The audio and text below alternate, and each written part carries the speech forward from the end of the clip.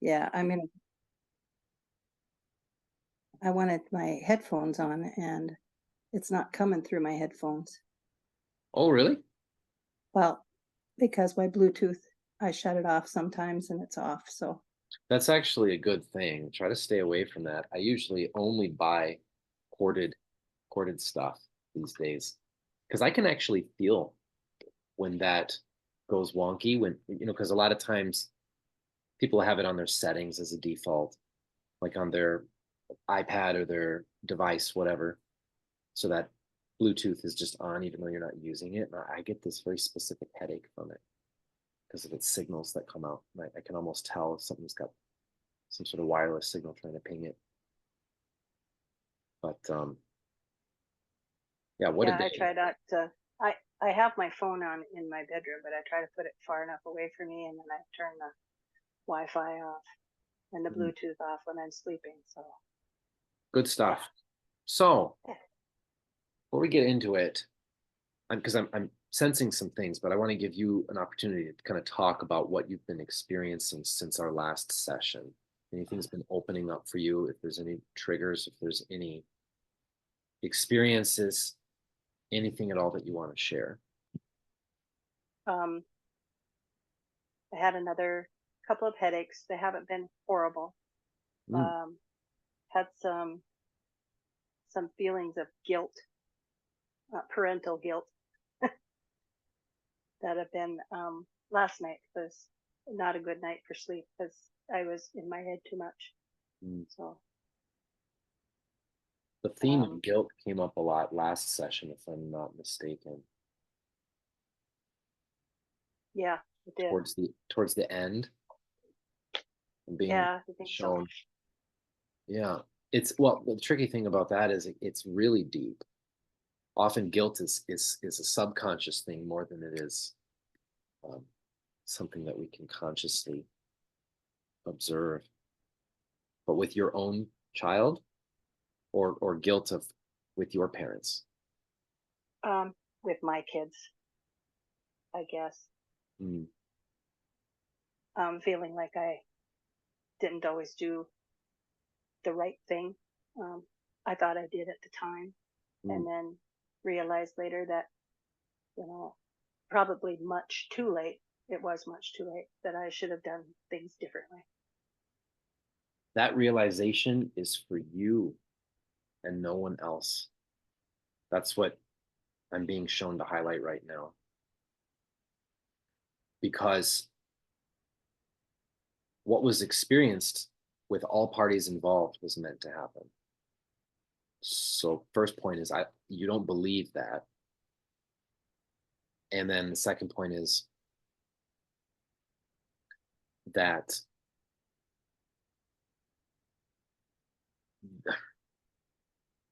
there's actually no such thing as making a mistake with what was supposed to be experienced. The circumstances that led to the experiences, both from you and from her too. That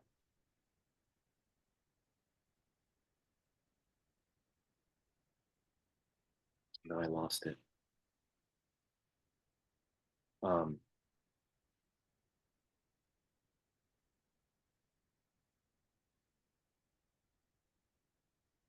there's a lot of grief. There's a lot of sorrow here, and it also feels like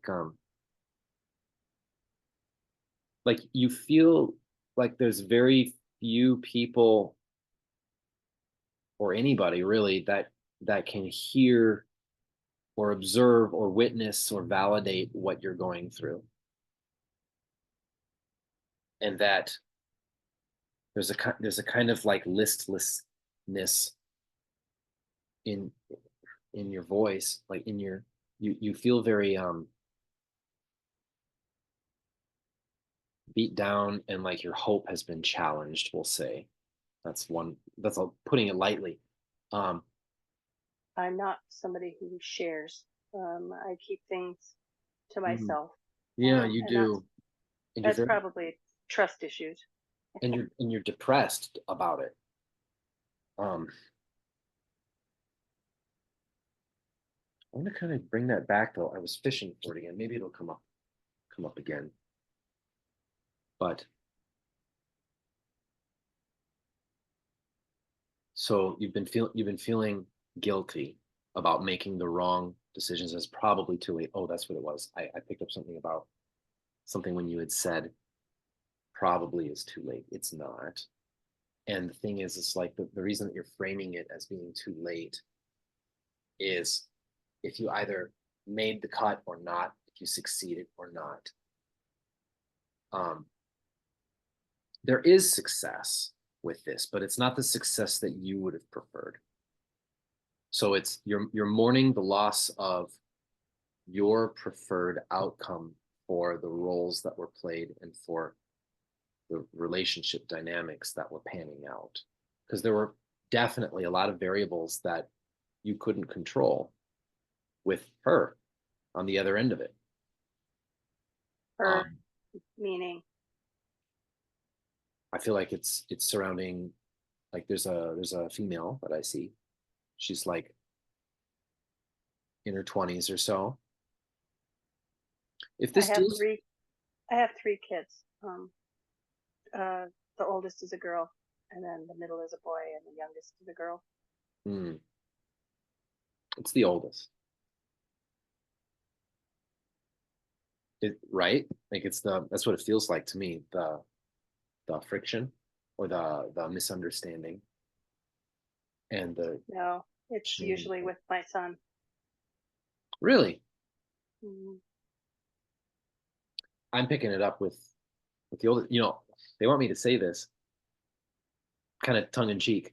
You think there's a possibility that your daughter, your oldest daughter, might bear some resemblance to mom in the department of never really speaking how she feels or opening up really to anybody? I feel like that's the flavor that I'm getting, but I can just tell you what I channel. Like she popped up right away when we're opening up this topic. So it might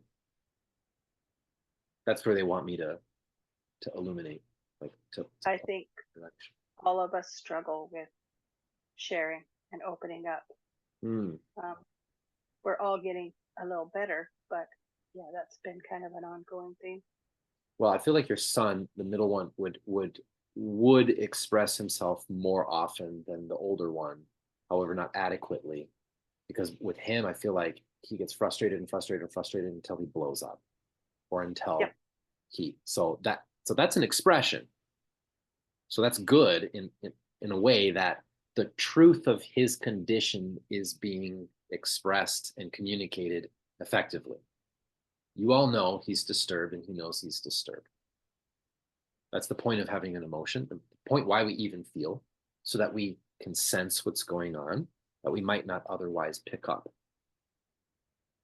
And there's this cultural notion that because we feel so deeply and so intensely in the case of you and I and other people who are sensitive, it's seen as a negative thing because we value like the state of things more than the experience of people going through those things in society, like having a job or raising a family, or it's always like a matter of like this or that, black and white kind of thing. And the emotions are seen as kind of like wasteful.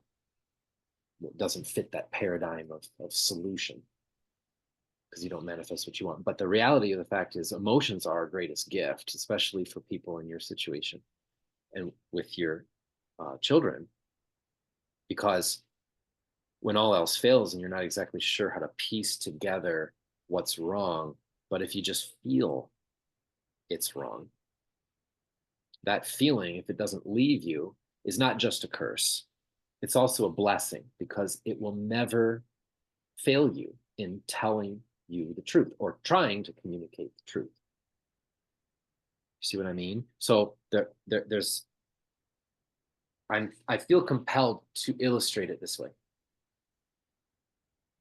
because you get so you focus too much on the down and you know that something is wrong and you see it and you don't want to let it go because you're kind of in a sense afraid that you will gloss it over to an extent that it continues to harm yourself. And then you don't want to harm yourself because you feel guilt on top of that too.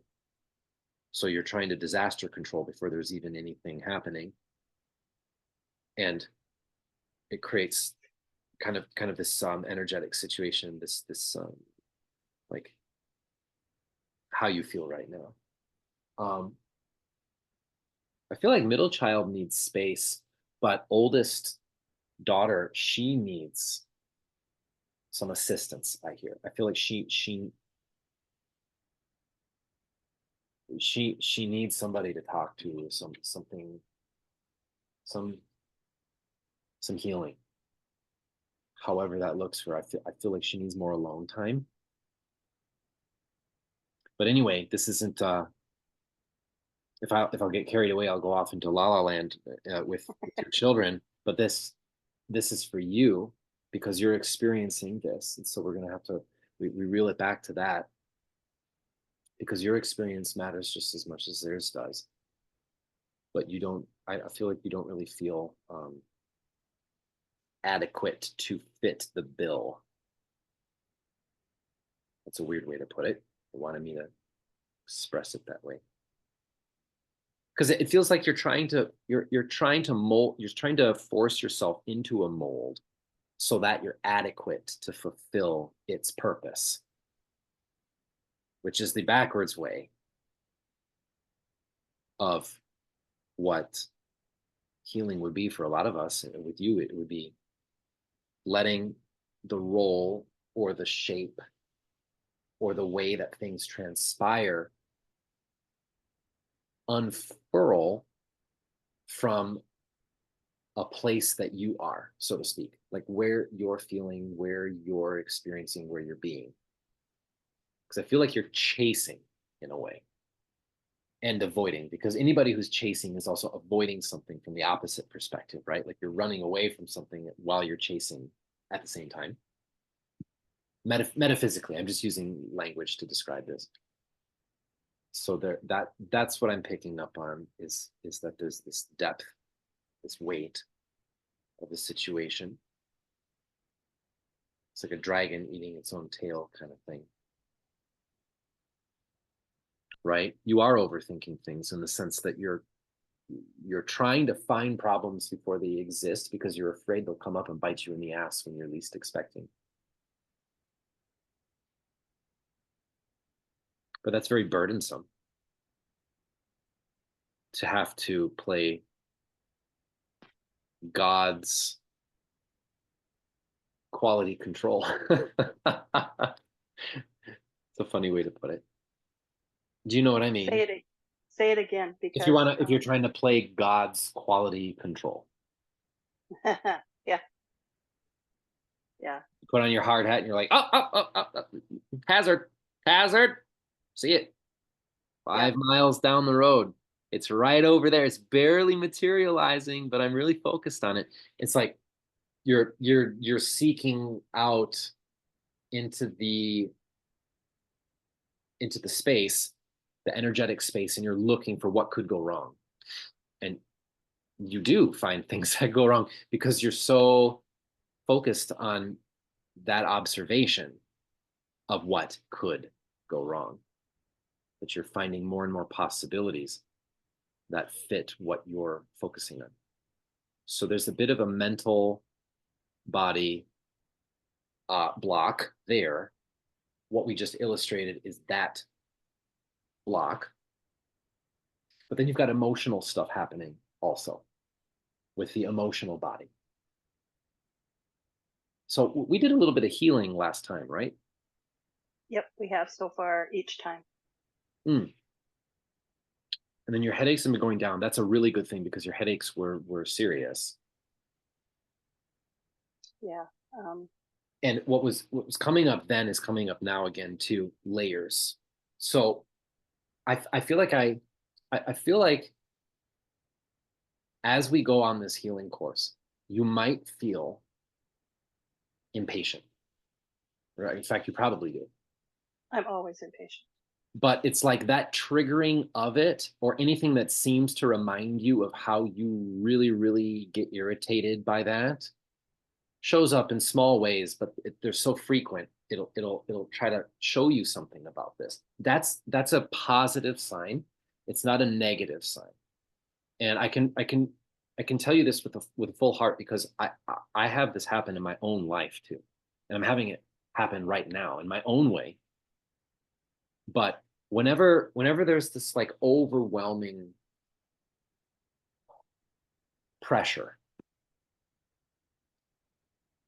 and a feeling of impatience, like things aren't moving along at the right pace, it's when we break down and when we're the most vulnerable that we're shown how the universe provides to us and why. I feel like this is absolutely relevant to share with you because so many times in your life you've been rescued, right? Seemingly at the last minute, right before you get swallowed up by whatever issue was honing in on you, right? But somehow, some way, you make it out. It's easy to focus on, it's easy to just be like, oh yeah, great, okay, I'm saved. Okay, now on to what next should I be looking for that could be the boogeyman to jump out at me and put me back in this situation. But they want you and me too, even to look at and to acknowledge at least all of those silver linings, those miracles that occurred to keep you alive, to keep you going, to save you, to rescue you, to get you out of that situation, et cetera, et cetera. Um, because there's an over focus on what instrumented chaos rather than how that chaos brought you into closure or into a new path that's positive and beneficial. Because there are things like that, there are streams in your life that have bent and twisted this way, but resolved this way also. Do you know what I mean? I think so. Mm. I've had a few instances where I'm like, oh, I'm lucky to still be around. Yeah. So apparently I'm not done yet. No. When it's your time, it's your time, and there's nothing you can do to get around it Yeah. or ahead of it or to fast forward it. I've many times said by the grace of God go I, because yeah, there's been Yeah. probably too many. Right. And that's how I feel lately too, is that it's just the constants of change. Yet the most frustrating aspect about it is that at the core of us, we know that this is our path. Like we know that this is what we're meant to be experiencing. For some reason, we just don't know what reason or reasons they are at the moment that we're so overwhelmed. But you are on the right path. And the fact that this is all coming up and intensifying and feeling more heavy and feeling more uncomfortable is actually a positive sign for you. And the fact that you're getting triggered about this kind of what you would describe as torture being long and drawn out is actually a good thing because what you're feeling impatient about is trying to erase this part of the experience. But it's precisely this part of the experience that has all the knowledge, all the learning to be had, all of the adjustment and the perspective forming. If we just, you ever see the movie um Click, where it's with Adam Sandler and that remote? What's it Yes. called? Flip or Yeah, something like that? I think it's clip. Maybe. Yeah. That's like the best thing to reference right now. That's what I'm seeing this as. It's like you're too addicted to this kind of remote because you definitely like to check out sometimes when things get tough. Because you've learned how to do that. You've learned how to disassociate, Hmm. which is what almost every single person who is very sensitive and has been through life, has been through trauma. We all we all know how to do this. I know how to do this. A And lot of times I will avoid a very heated argument by um, disengaging until I can get myself together enough to not mhm, really hurt somebody mhm. else. That's how daughter is. Okay. That's how son is. The problem is son doesn't have the physical capacity to hold on to it without exploding. But the issue with daughter is that she will push herself through to the point that she will break her own body because of it. But the thing is, there's nothing you can really do to step in and forcibly make her do something or not do something. But the the benefit of the gift of her going through crap like that, or the curse of going through crap like that, is that she learns firsthand these dynamics because she doesn't understand this about herself yet, right? And I don't think you really do either about your own self. You can sense it's there, but you don't know how the gears work. And that's kind of what we're here for. That's kind of what I'm here for, to help with that along this path. But you're definitely going to get triggered on time and patience. It's like, when is this going to happen? Is that not going to happen? Et cetera, et cetera. And there's a lot of anxiety behind that because you've got multiple fears kind of conjoining. But as you go through this process, as we're healing, because you're healing right now, even just by talking with me. Because if you don't realize it, you're acknowledging to yourself, and you're providing yourself the safe space that you're so frequently looking externally to guarantee. But the realization of that comes from the repetition or the going down the path of it. It doesn't come from like a specific session, like boom, now I know today that my healing is great, and that Sky knows what he's talking about, and that everything that comes in my life to me is meant for me, even the nasty stuff. You're not quite there yet, but when it comes, it's going to be a gradual kind of matriculation. Does that make sense? That's specific to you.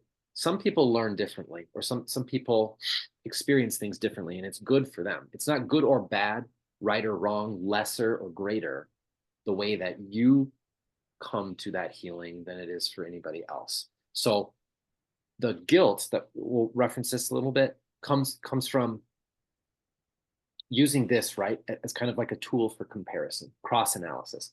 These people over here that I observe are ABCXYZ. I over here am far from them.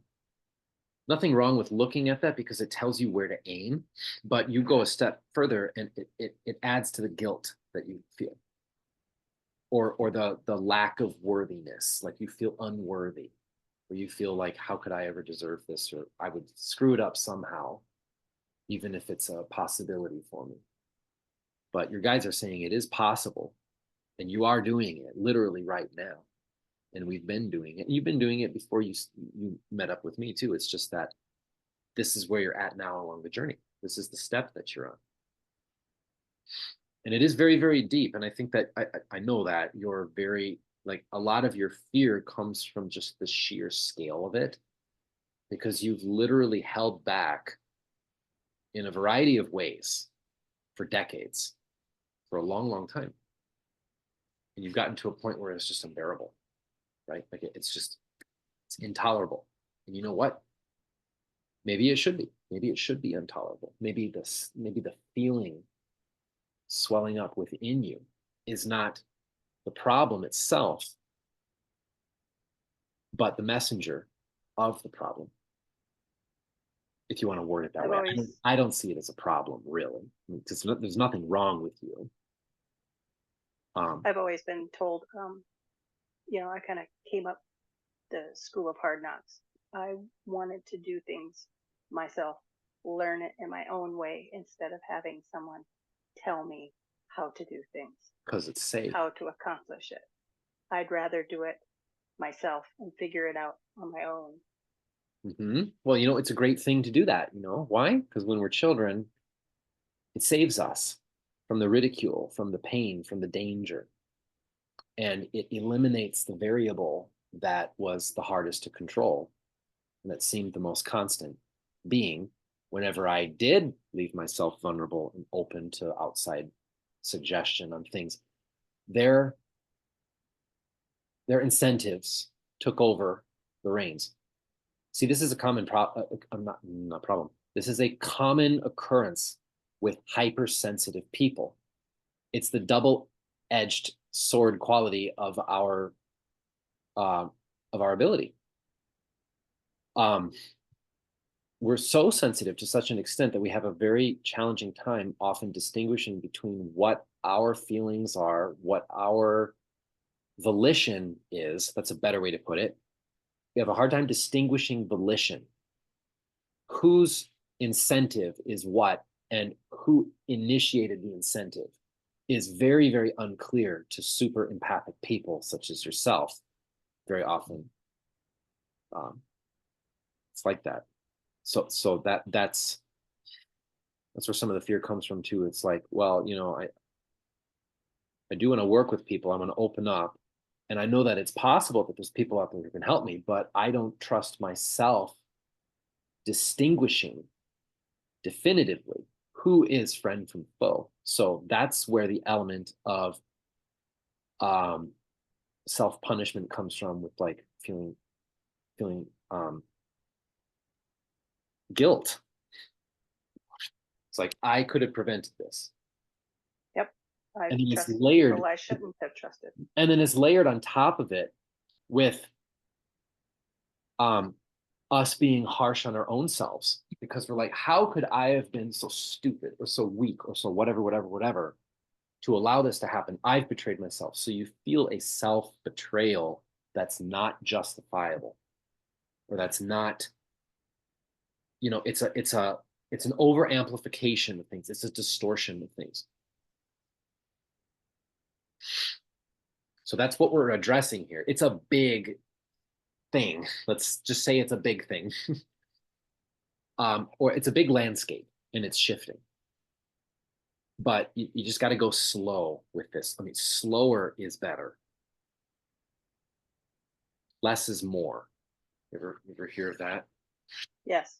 It's like that, because such a little bit goes such a long way with you, as far as healing goes, as far as reading goes, as far as what you experience on a day-to-day basis. You're incredibly sensitive to all sorts of different variables and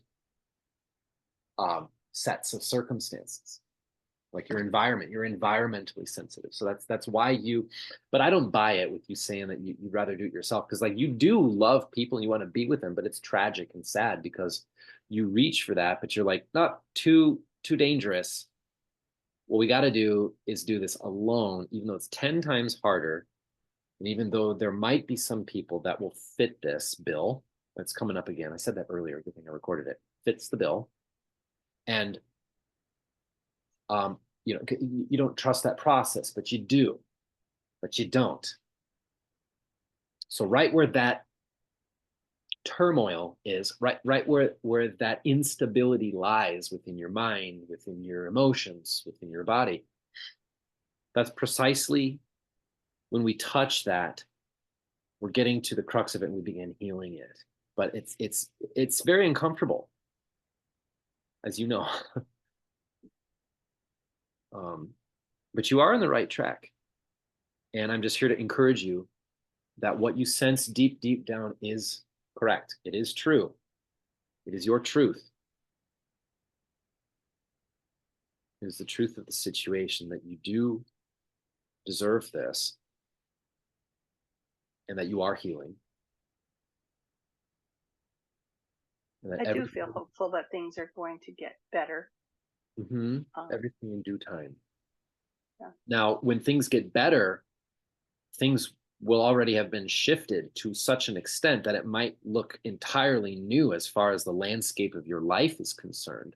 But that's not really your issue. It's you don't trust the circumstances themselves working out for you, because you want to be able to see down the line a guarantee of where you're arriving to. But the reality of the situation is that your soul doesn't desire that. Your mind does only. Your heart desires connection and growth and expansion and freedom. But you don't experience that with all the fear going on in your mind encasing you and limiting how you are to act or not act within society, in your family, in your friendships, and within your own self. So when we touch on that, you're going to feel a lot because there's a lot there. There's a lot to go through. You know, they're showing me this analogy again. I bring this up a lot with clients and in my own life too, because it's good to remind myself. But being extraordinarily sensitive as we are, I sort of compare our abilities to, let's say there's a kitchen and someone's cooking in there and they burn something pretty bad. And so all the smoke is billowing out. And then somebody comes in through the door into the kitchen and they're like, oh my God, this place, they're choking, fire alarms going off. They're looking at the cook and they're like, there's a huge, huge problem right now. Oh my God, what's going on? Like, get the fire out of here. Oh my God, there's a fire, right? Big reaction. Oftentimes in society, that cook will look back and say, what's the matter with you? Why are you being so extra? Why are you shouting? Why are you flailing? That's a problem. Like, you're making a scene. It's not uniform. It's not what it ought to be. So we focus more on the externality, on what the package of something could be or should be or ought to be, rather than the actual essence of something. And the absolute gift that emotions give us is that no matter what we do to try to lie to ourselves and other people about the state of being of things, our emotions never ever will, because they can't. You can't unsmell a fire situation burning. Like, it's there, so you sense it. Just like it's there, so you feel it. What I'm saying right now does fly in the face of what a lot of contemporary spiritualist sources you might come across might say. So that will confuse you if you're not already confused. Well, welcome to the show. Because when you truly dive, like, I'm serious with you here, Cathy. Like, when you truly dive into a spiritual experience, like, oh, I lost it. Oh, I was going to say something so good. They do that with you. Oh, I know. so often. I think it's I because know. you want shortcuts, man. I know it. You want those juicy shortcuts, and so do I. All my life I have, as a reader, Yeah. especially. Oh, you get it because, like, you see the potential. Some people have been, you're so efficient. And I said, I'm kind of lazy. I just want things to work right now and not Mm. have to, But so you recognize the suffering that brings to yourself, though, because the world doesn't always do that. In fact, it never can, to that ideal. And we're working so tirelessly towards trying to collect what's already here and not meant to be collected, that give it enough time, you look back on your life and you're like, what the hell am I doing? Why am I living this way? For what? yeah, Everybody has I, that time. I've stopped trying to stuff everything Mm. because that wasn't good for anybody, stuff, stuff, stuff, and then explode. So, But the most important thing that you can realize from that is it's not good for anybody, including Cathy, including myself, right. which is just a foreign kind of concept for you. It's not that you have to only think about yourself and become a narcissist and swing the pendulum the other way. It's about having both feet on both ends.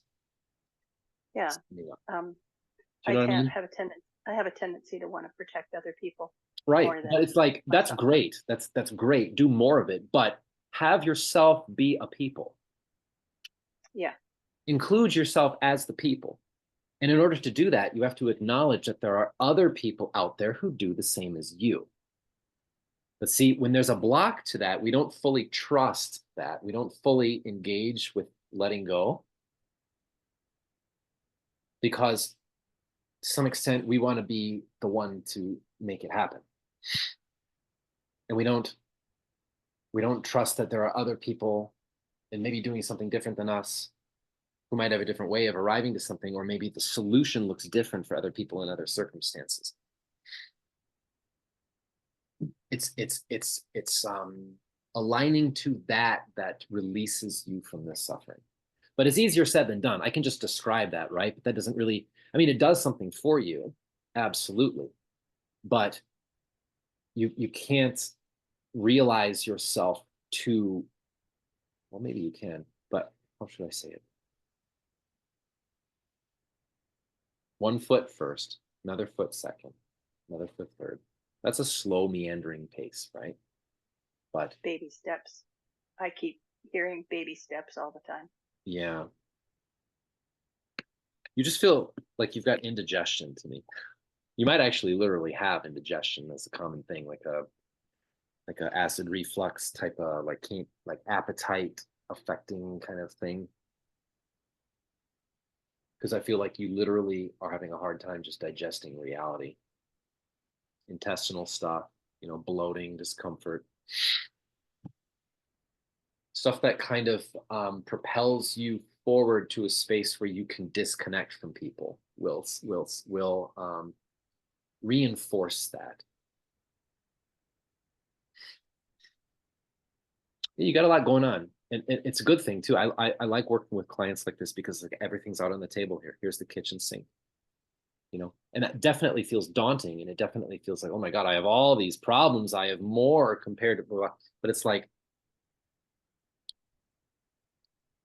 some people would go through like one aspect of what we've been through, and it feels like to them, and it is to them what it's like for us to go through all these 400 things at once.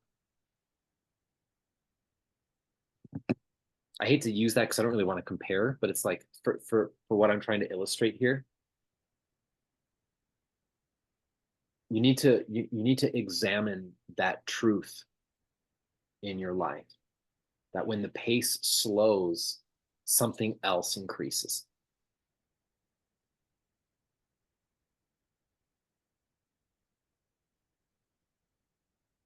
Because it's just a dimension to it, right?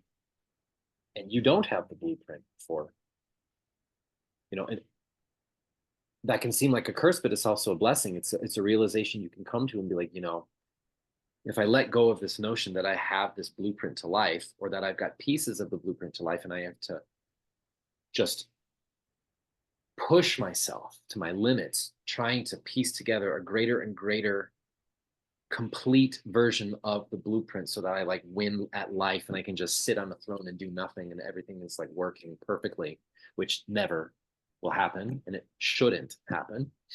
The chaos of this realm is purposeful and intentional.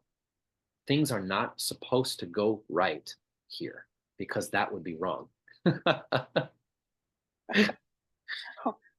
Well, it's one of those things where it's like, well, if you kill him, he won't learn nothing, you know? But it goes deeper than learning because learning can only come from an experience. The experience is the purpose we come here to live. And I've only ever heard of one other psychic medium say this. And when she did, I clicked and I was like, I was watching it on the YouTube on my big screen, and I like stood up and I was like, "Yeah, that's right." I was very motivated at that moment. I was like, "Geez, that was just so perfect the way she articulated that." But I had personally never articulated that in such a great way. But it is true. It's like we don't. I'll let you in on a secret. We don't need to learn anything here because things recycle and churn to such an extent. I mean, we live thousands and thousands of lives. Some of us, you have, and I have too. We're old souls. Like we're used to the churning, but that's also our crux. Is we're frustrated. We want there to be a a determinant structure that never moves. But that would be real death. That would be actual soul death, which is something you don't want. Um, which won't happen, by the way. Don't get scared about that. And just No, I'm not. for a sense of conceiving of it, like perceiving it, trying to think about No, it. I'm just I'm just thinking about um, the different things that I've been interested over my lifetime that don't seem like they should have come from this lifetime. Hmm. I was just talking about that earlier today with another client about how sometimes our past lives or our other lives, I like to say it that way because it's past and future. There's no distinction really. Our other lives will sometimes interfere with what's meant in this current life because of some what came up in that conversation previously was what were we talking about? Pledges, like soul pledge. Like you say, I pledge, like you had such an extreme experience with something. You're like, I vow, thank you, vow. I vow never to I vow always to blah, blah, blah, blah, blah. Like when we speak that out loud, we can sometimes bless or curse ourselves in other lifetimes as we enter into them, especially if there's what's called, unfinished business, what people like to refer to, ghosts and things like that. But you feel like that? You feel like some of your past lives or your other lives are interfering? I just have some very interesting Dreams? thought processes. Well, I have dreams quite a bit. Yeah, you Just do. recently, I'm starting to remember them more, but Did I've we did we always, talk about this the very first time that we met? About yeah, dream journal, writing it down, or at least like trying to record it on a audio recording or something? yeah, trying. It's coming up again. Do it.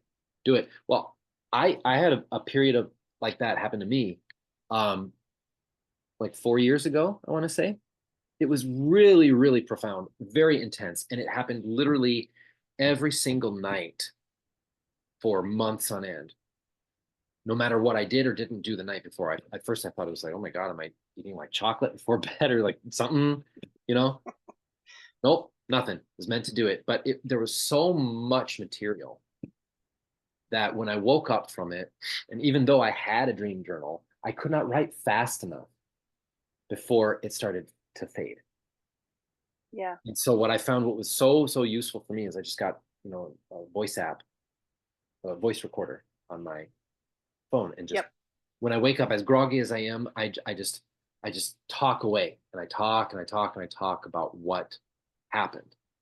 And I have had some amazing revelations in my own life on what's come through with my dreams. And not just this life, other lives too, because I'm in that camp. I've got, some colorful other lives.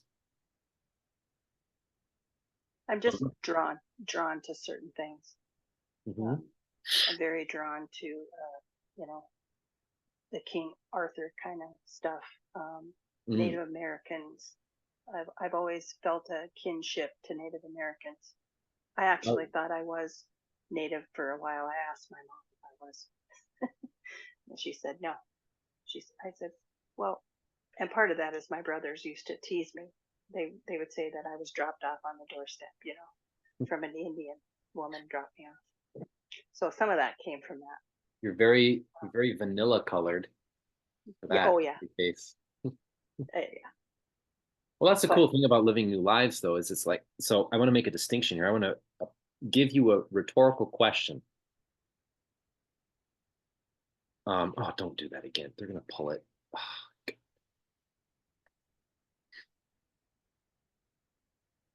I lost it.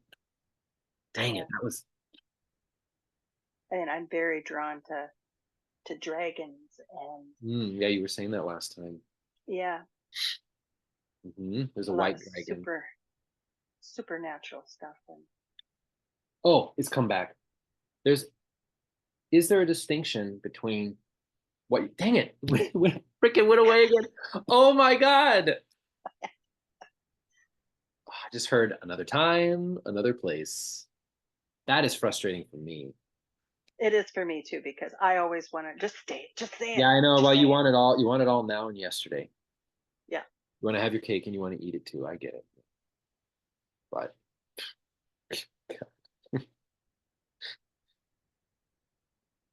it's just kind of funny because it's like maybe it's testing my patience too at the same time. It's just an interesting, like, real time showcase of what might frustrate us, but what is the actual healing and help that we need.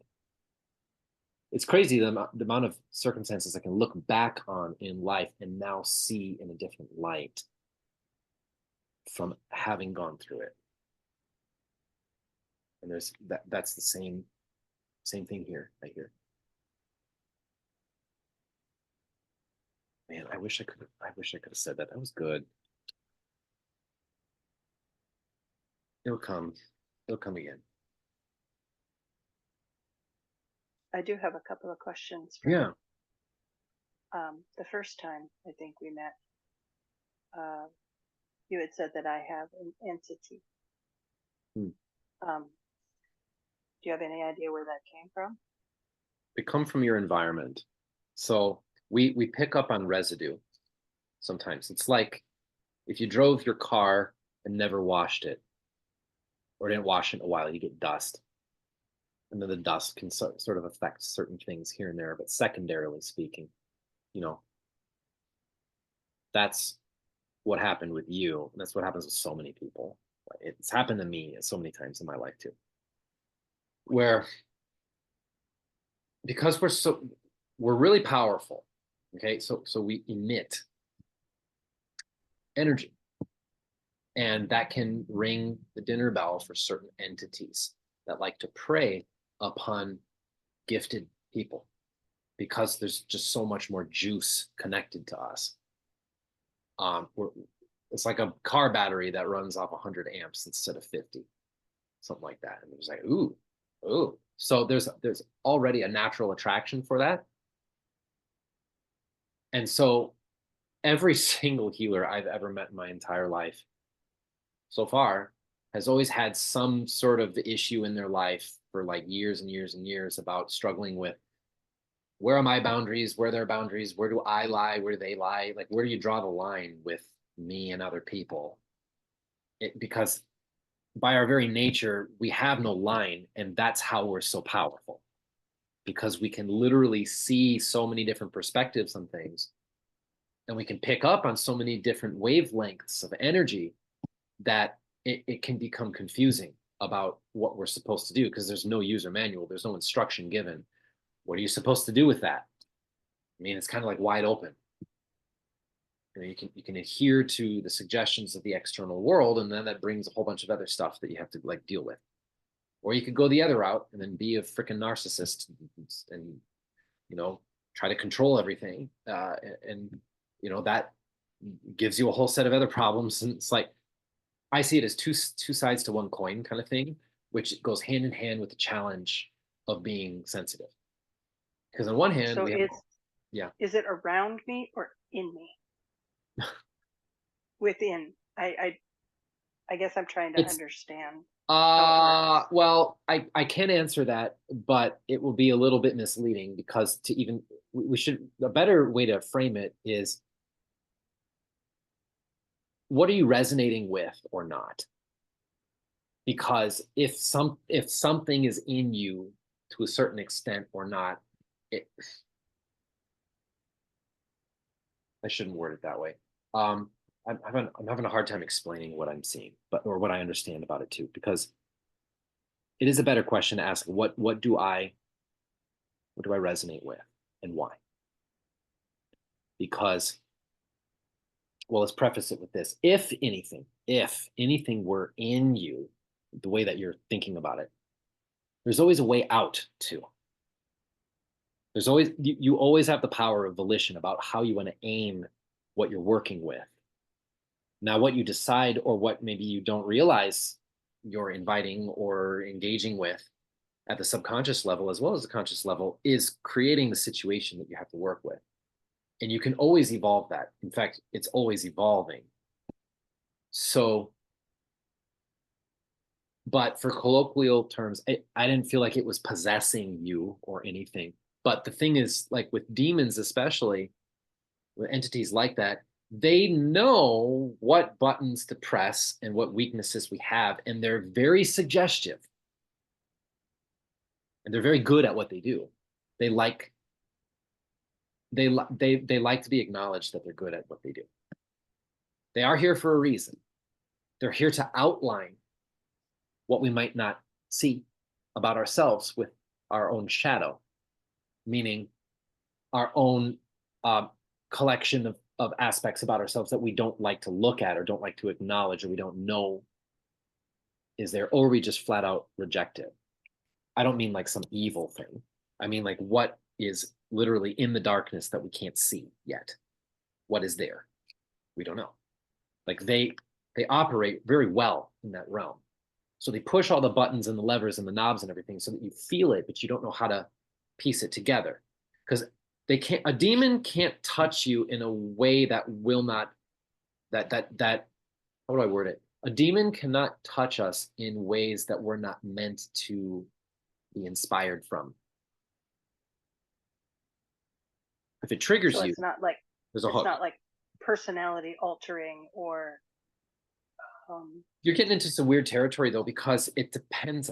See, this is what happens when you overthink things, or when you only use the mind, because it's very difficult, if not impossible, to accurately convey the totality of a topic like this only through the intellectual lens. There is an intellectual lens to it, but it's limited.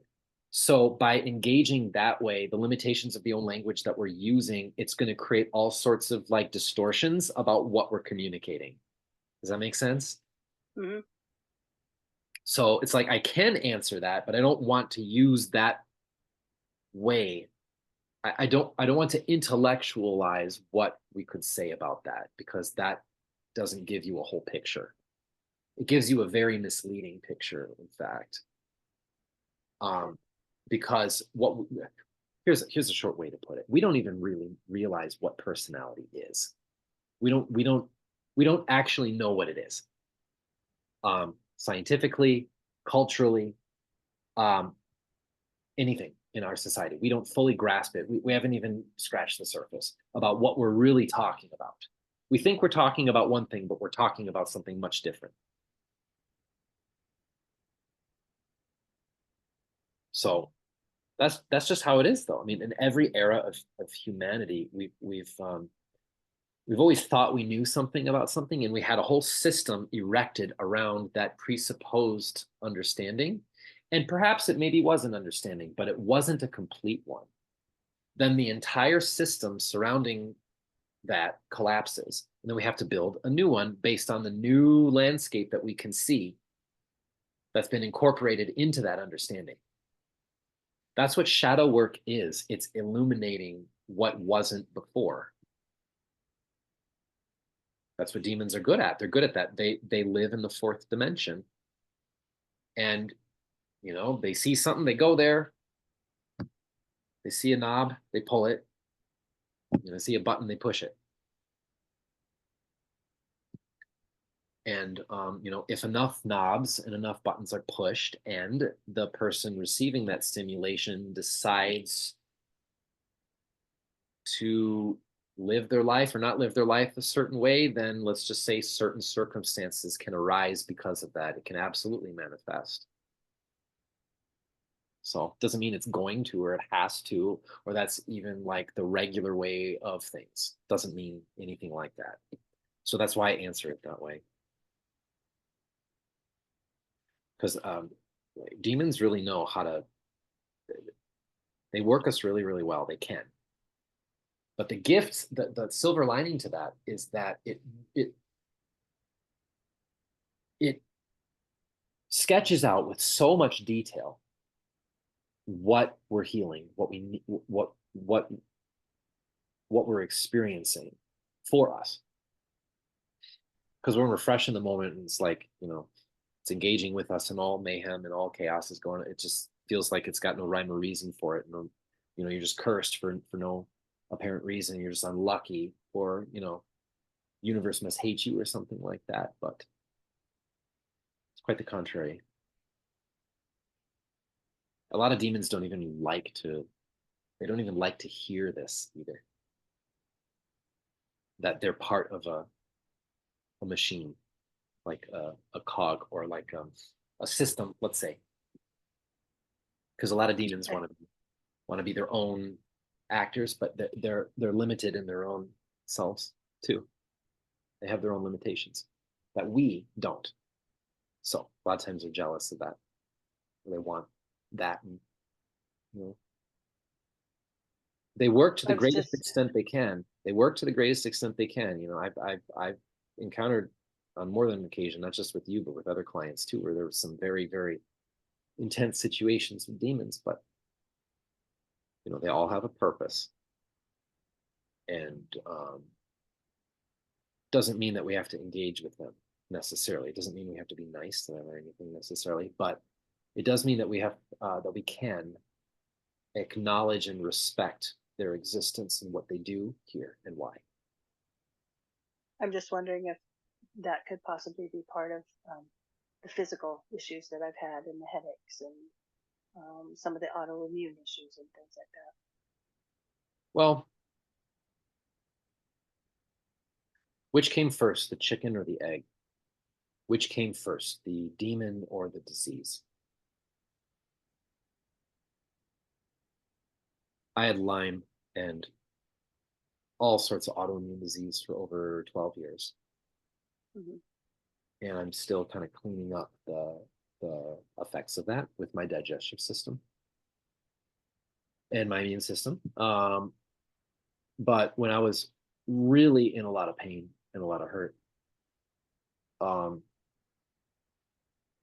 I couldn't distinguish that, and I wanted it. It felt like um, I was being cursed and that something was taking over me and everything. But the truth, the actual truth to it, is it's both and none at the same time. Yeah. So when you talked about the entity, you said that it's been with me for about 23 years, which would have been, 2001-ish.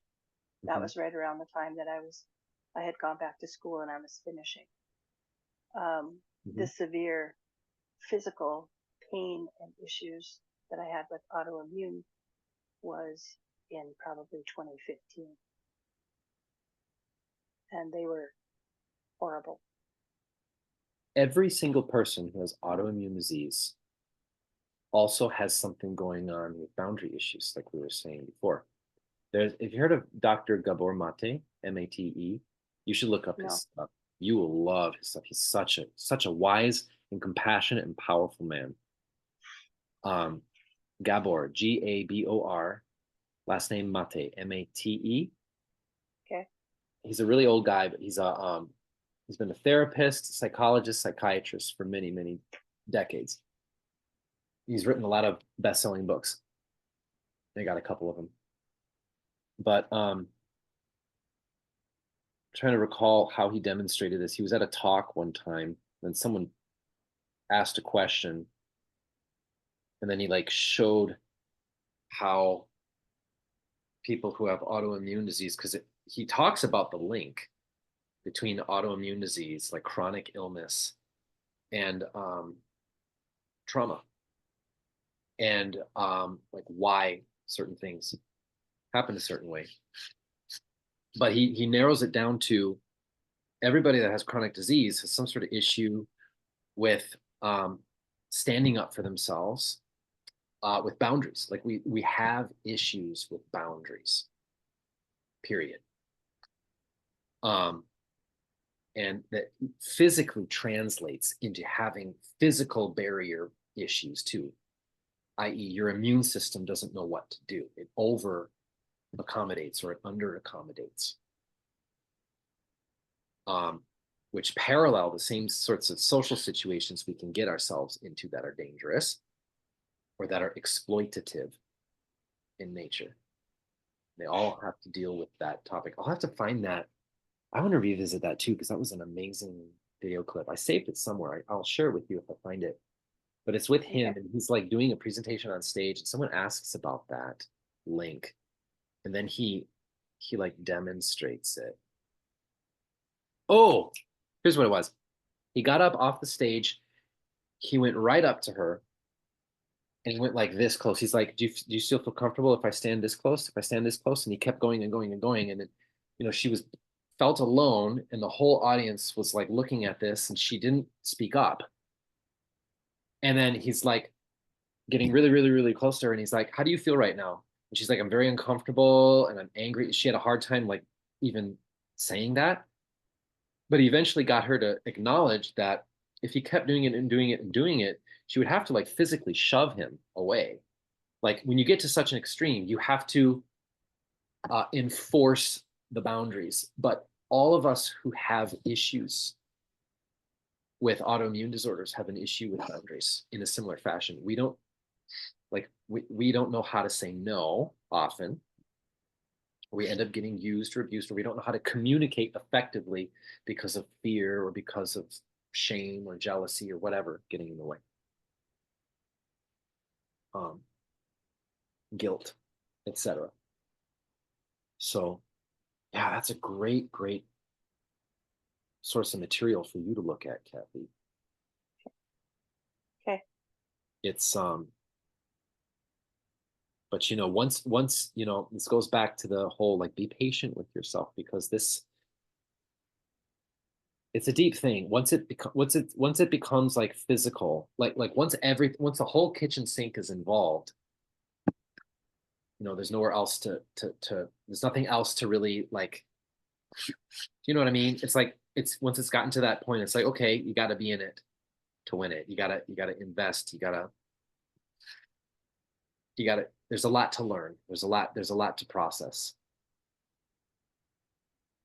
from this experience,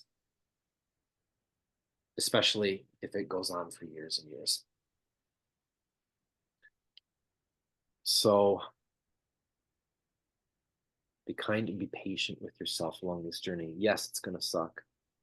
Yes, you're going to feel sometimes like, is this moving along? Am I even healing?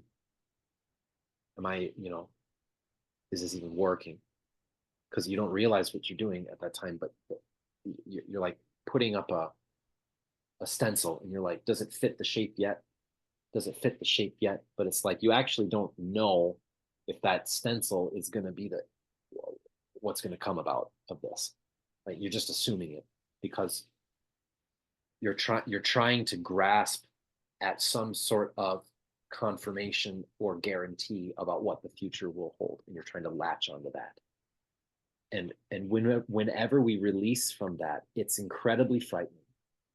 And you know, the whole kitchen sink is involved. By that I mean not just the physical body, not just the spiritual body, but the emotional body, the mental body. Everything's connected.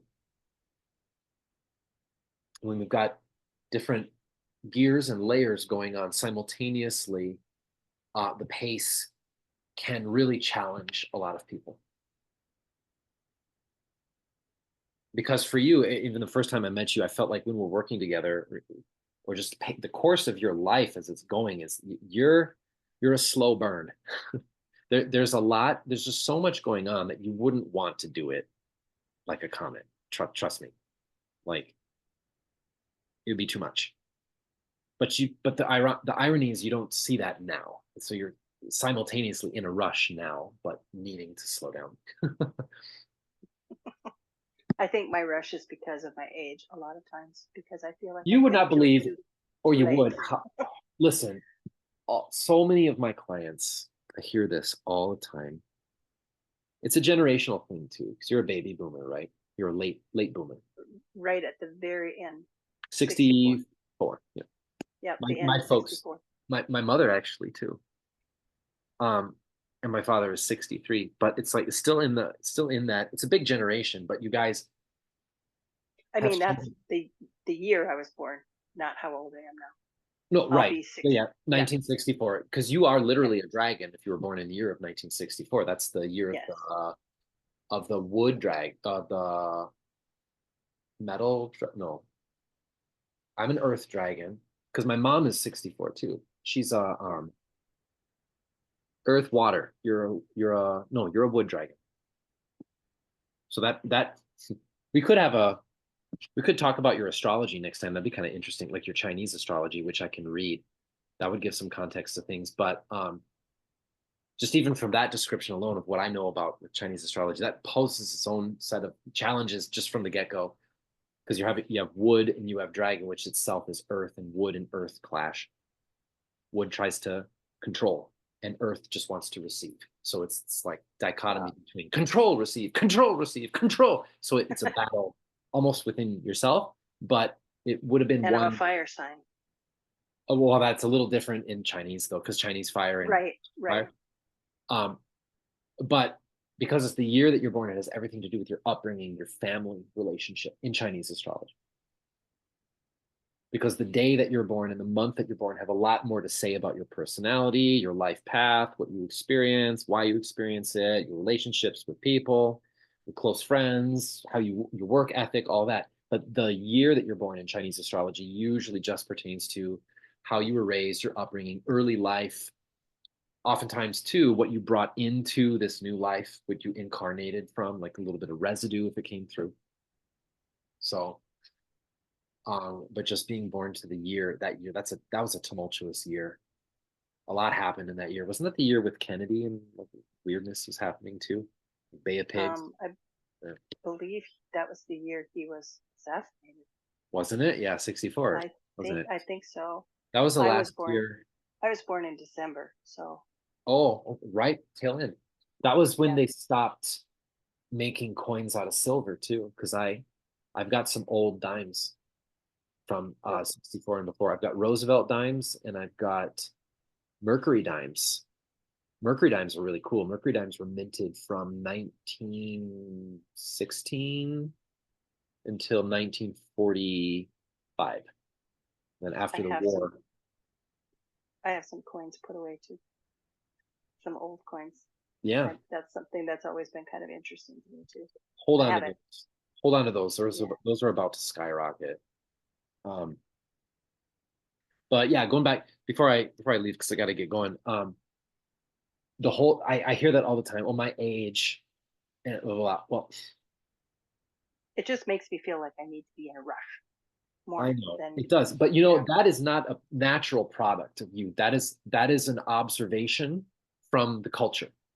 It's an external thing that we unknowingly identify with because we're so open and sensitive. Because you're wide open, you're trying to open even more and be like, where are the answers? Where are the answers? I'm looking, I'm asking for the answers. Where are they coming? So you get everything, every ingredient you could possibly work with, come rushing into the kitchen.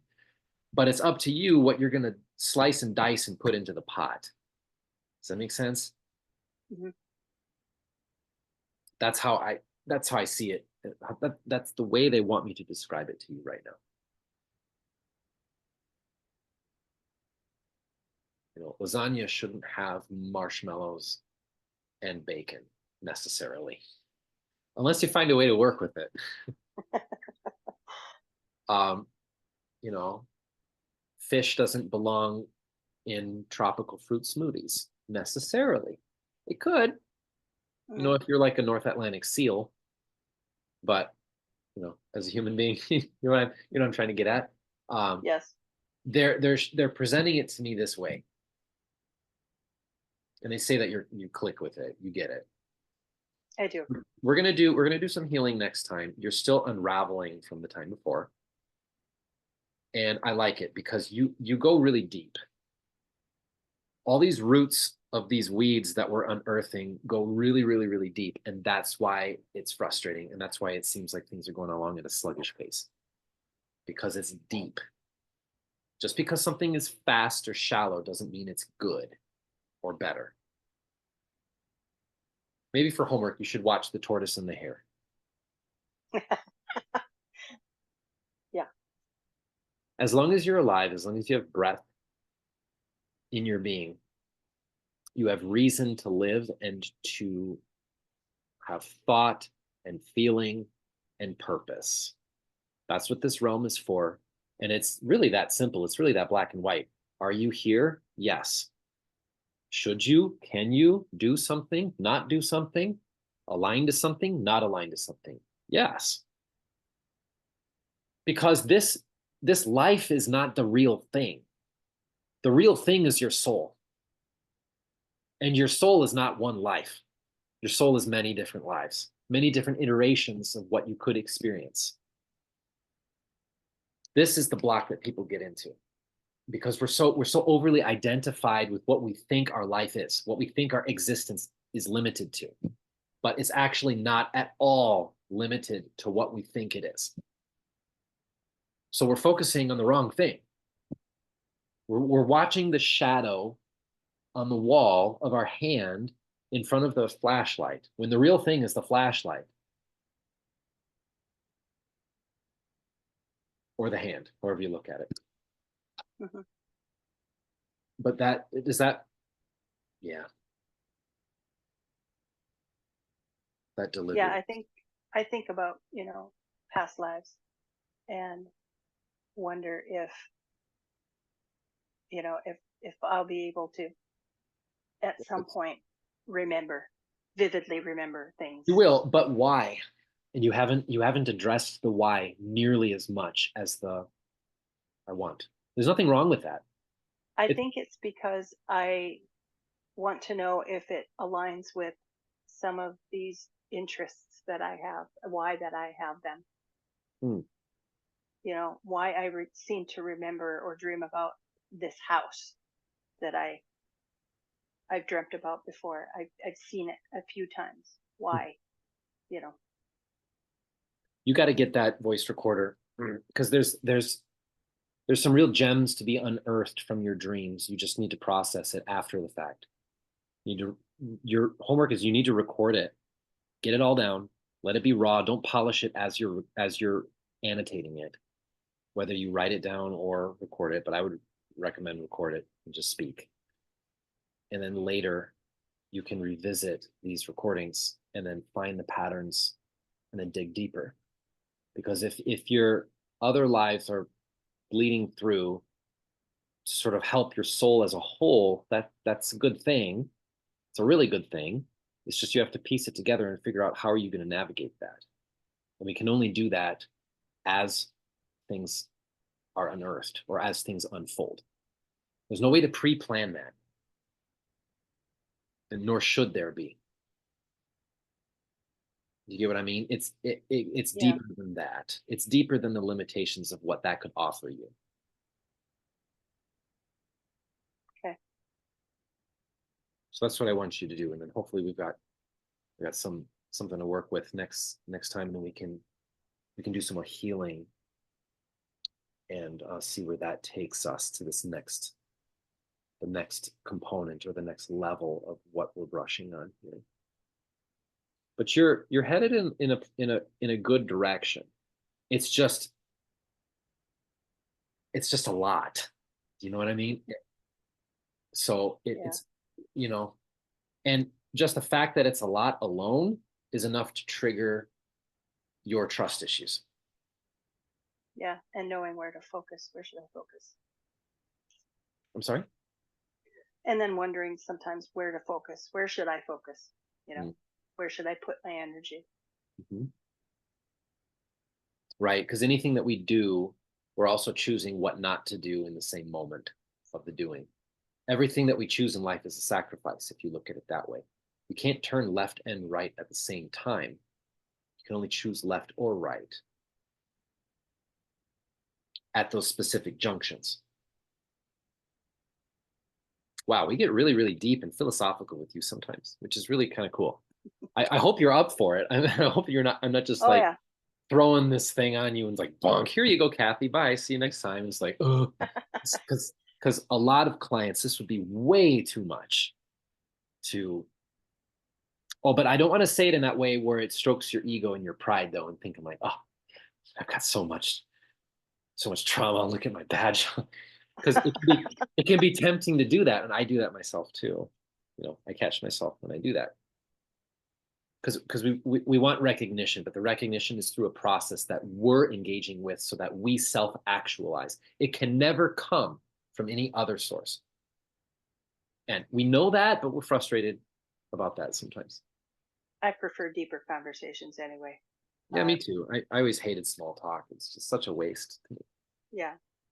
But that's that's that's a symptom of an old soul because we've gone through so many iterations. We're here to do the more complicated stuff. And we bitch and moan and complain and gripe about the complication because it's worthy to. I mean, it's tough. It's a lot. I mean, most of us don't. We need multiple lives to process this stuff. We can't do it in like even. Well, I shouldn't even say this or anything, but it's like the idea is it's not going to take like 10 lives to learn everything you need to learn. Then you're out. Most of us churn and we come back and we fail and then we succeed and then we blah, blah, blah. In the grander scheme of things, it's all doing its thing. So there's nothing really wrong about you for having this. Just like there's nothing wrong with anybody who's a fresh soul coming here and has absolutely none of what we got. The good, the bad, or the ugly. And that comes with its own set of challenges and advantages, right? But my guess is that frustrates us.